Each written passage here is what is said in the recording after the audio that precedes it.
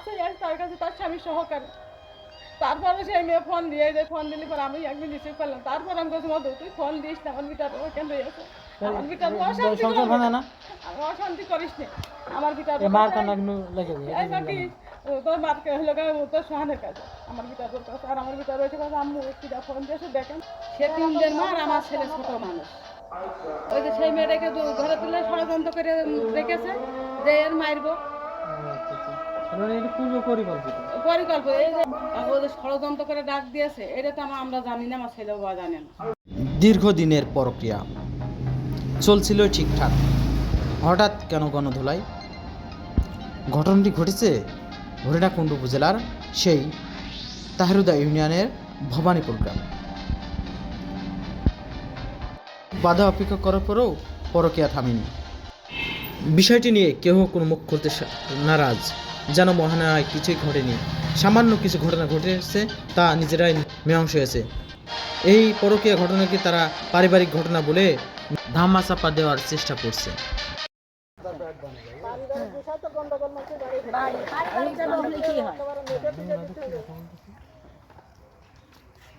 চিন্তা করো, আমার শাড়ির সাথে আমার দাঁড়িয়ে গন্ডগোল হয়ে গেছে। এখন কতদূর কথা বলে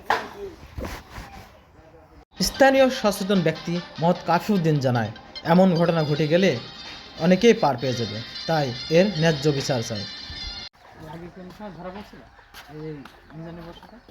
হ্যাঁ, বর্ষাকে তো ওই আগে সে কথাবার্তাটা মানুষ জানে, শুনে সব কিছু জানে। ঠিক তারপরে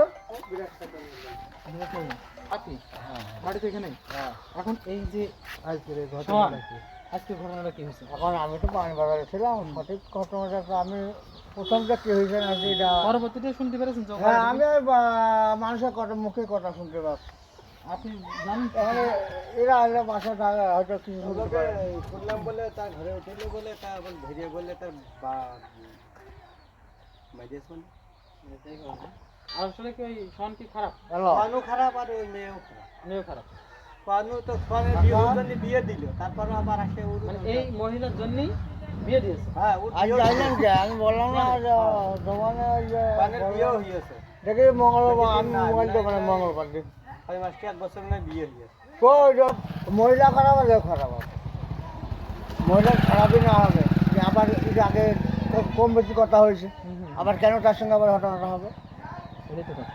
সেটা থাকতে হবে। তাহলে এই যে আপনি কি মনে হচ্ছে যে আপনি যেহেতু সমাজে থাকেন, এই সোহান আর এই মহিলার জন্য আপনার সমাজটা নষ্ট হচ্ছে? হ্যাঁ, তো তাহলে এটা আপনার প্রভাবটা আপনার মেয়ে ছেলের উপর পড়তে পারে। হ্যাঁ, ওটা পড়তে পারে, ওটা এটা আপনি ওটা দেখে আরো শিখে যাবে। সচেতন নাগরিক, এটা কিছু না কিছু প্রতিবাদ করা হ্যাঁ হ্যাঁ, দরকার তো অবশ্যই। এখন তার কি করবেন, কি করবেন এই জায়গা? এখন ওই মহিলা খারাপ, সেও খারাপ, দুইটা খারাপ না হলে হতো না।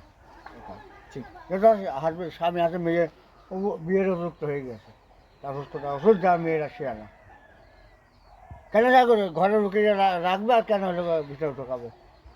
এলাকার লোক কি যে ওনাকে এই দোষ করেও সে ছেড়ে দিচ্ছে, এলাকার লোক, এটা তো বিরাট ব্যাপার। বোঝেন না। অভিযুক্ত আতিয়ারের ছেলের বাড়িতে ঢুকতেছে। প্রথমে তারা অসঙ্গতিবোধ প্রকাশ করলে আস্তে আস্তে সব বেরিয়ে আসে যে মূল ঘটনা কি। এলাকার লোকজন বলছে যে এটা ধরা পড়েছে এই ঘটনা। এলাকার লোকজন কথা বলেছে, এখন আপনি বললেন যে এরকম কোনো ঘটনা নেই। আপনার আব্দুল্লাহ কি এখন বলছেন না, ওই যে মাইক ধরে হয়েছে ওই কথা যে মানুষজন বললো না, বাড়িয়ে বলে বললাম না।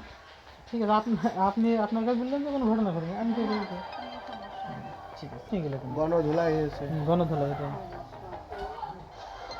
কিছু না ঘটলি তো আর কিছু ঘটে না।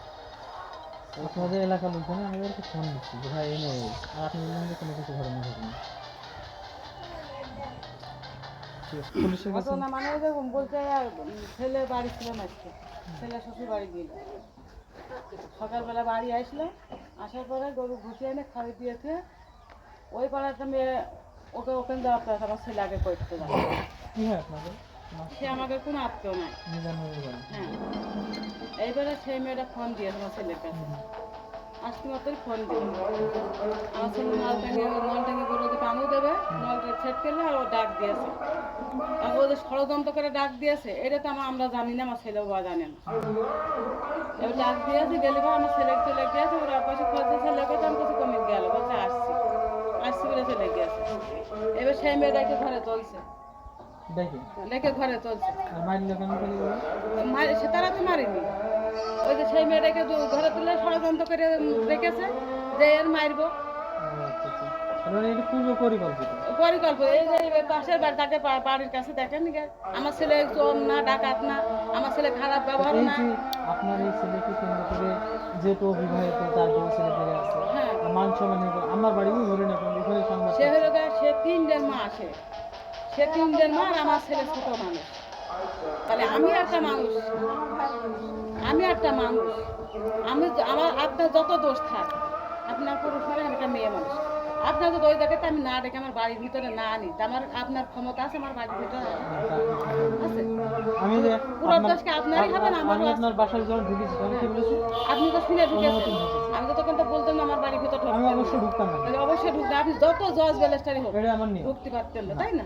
আর আমি যত ফকিরি হোক, কিন্তু মেয়ে লোকের দোষ থাকে না, সব সম্পূর্ণ দোষ কি পুরুষের থাকে? ওই মেয়ে কি খারাপ না? খারাপ এখানটা তাও আমার বাড়িতে, তার বাড়িতে আস্তা ধরি যখন গ্যাম জ্যাম হচ্ছে আমরা দৌড়ি গেলাম।